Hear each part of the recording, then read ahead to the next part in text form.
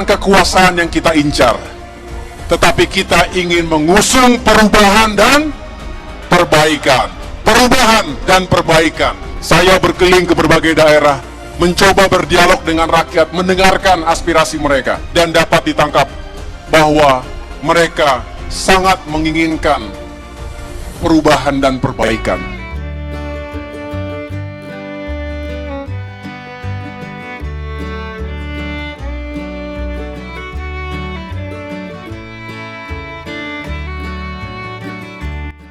Presiden Amerika Serikat Joe Biden mengumumkan sejumlah investasi di Indonesia. Salah satunya perjanjian senilai 2,5 miliar dolar Amerika Serikat atau sekitar 38,8 triliun rupiah. Investasi yang dilakukan Amerika Serikat berbentuk kesepakatan antara ExxonMobil dengan Pertamina. Mengutip Reuters, kerjasama ini bakal membuat sektor-sektor di industri utama melakukan dekarbonisasi. Investasi Amerika Serikat ini juga diklaim bakal memastikan peluang ekonomi bagi para pekerja Indonesia, serta membantu cita-cita RI mencapai net zero emisi pada 2060 atau bahkan lebih cepat. Itu jelas memberikan dampak langsung occupancy dari perhotelan di Bali maupun di tempat-tempat lain yang menjadi host dari G20 itu meningkat. Dan itu menimbulkan juga confidence, bahwa ternyata traveling ke Indonesia aman, dan juga dari sisi kalau begitu saya bisa datang ke Indonesia. Kita sudah lihat wisatawan sekarang masuk ke Indonesia lebih dari 500 juta. Itu recovery yang cukup baik. Kalau kita lihat dampak tadi disebutkan 7 triliun rupiah, itu adalah dampak yang sangat langsung dan sangat terbatas.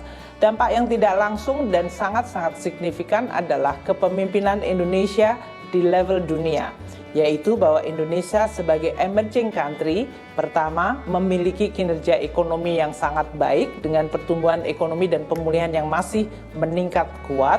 So we care very much now. Like I mentioned many times everywhere, a lot of young people in Indonesia right now understand this thing. Nobody can dictate Indonesia this anymore. So as long as benefit you and benefit us, we're going to do that. Not like 50 years ago, you just dig, and then you export. That's over. We're not going to happen again in Indonesia because we like to see something happen in Indonesia. We like to see the value added. We like to see also the people of Indonesia enjoy the raw material that we have here. Kita patut bersyukur Indonesia di kuartal kedua masih tumbuh 5,44%.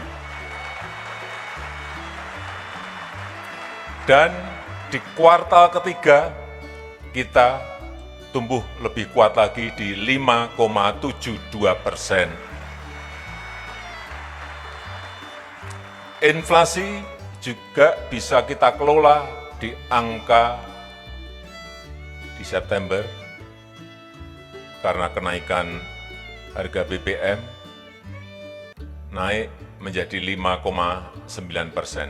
Tetapi di bulan Oktober inflasi kita sudah bisa turun lagi di angka 5,7%. Ini hebatnya Presiden kita ini ya, semuanya sudah terjadwal sebenarnya.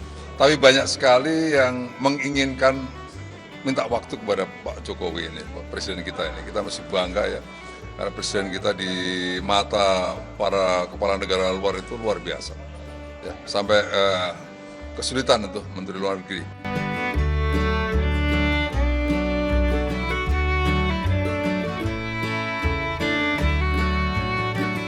Yang Mulia Muhammad bin Zayed Al Nahyan meresmikan Masjid Raya Syekh Zayed di Solo.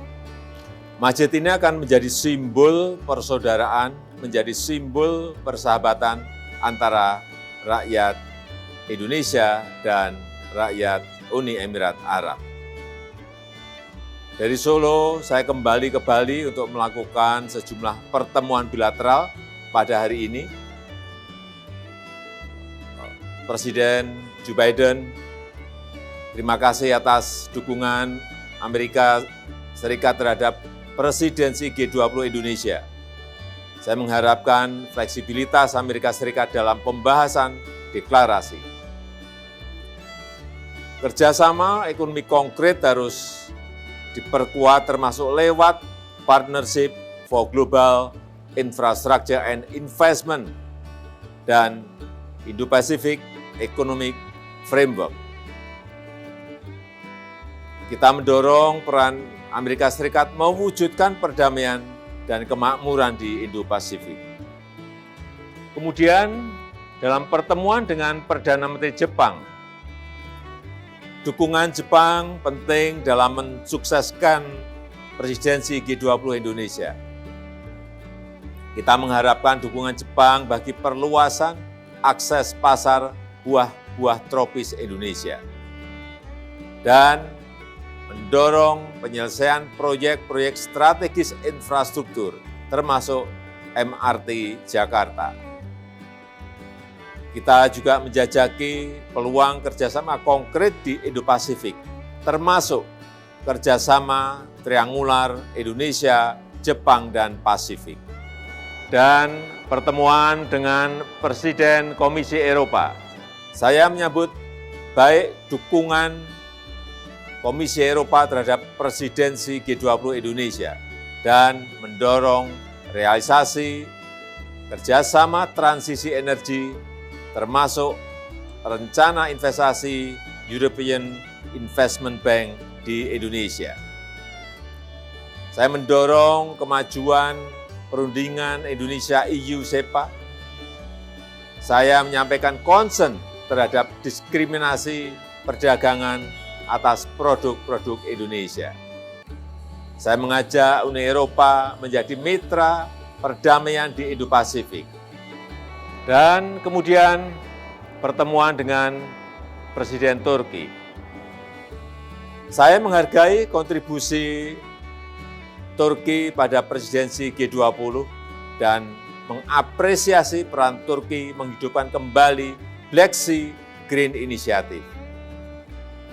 Harus segera dicari solusi damai perang di Ukraina dan mendorong penguatan kerjasama ekonomi Indonesia-Turki, termasuk pembukaan akses pasar bagi produk-produk pertanian dan kolaborasi antar industri pertahanan Indonesia dan Turki.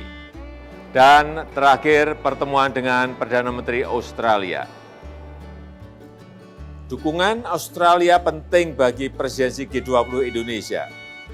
KTT harus menghasilkan outcome dokumen yang bermanfaat dan kita mendorong implementasi Indonesia-Australia SEPA, IA-SEPA, termasuk memperluas peluang bagi WNI untuk bekerja di Australia. Dan juga mendorong investasi Australia dalam bidang infrastruktur dan transisi energi. Ini akan memperkuat kerjasama selama keketuaan Indonesia di ASEAN 2023 termasuk untuk isu Indo-Pasifik.